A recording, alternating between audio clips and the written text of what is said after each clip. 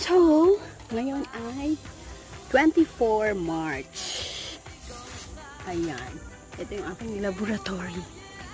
Alam niyo ba kung ano meron dito?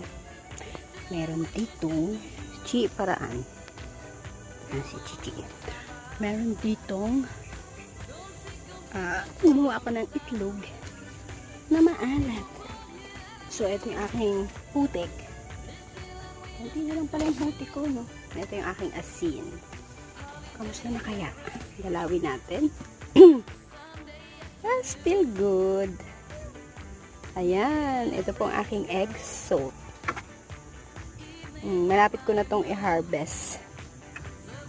Yan. Yeah.